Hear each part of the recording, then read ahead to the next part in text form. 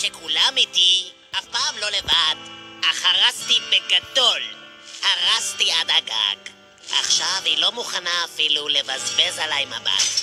וכל זאת רק בגלל קראתי את מכנסיי. כשלארי צחק עליו בפני כולם, בובספוג הפך פתאום ליצן, ואף אחת לא תרצה לרקוד עם ליצן שקרויים לו מכנסיו. ולא אוכל יותר לספוג וגם לסבול, הכאב הוא כה גדול. לרקוד עם עצמך זה לא ממש נחמד, כמו כפייה מכאיבה או חול בכריך.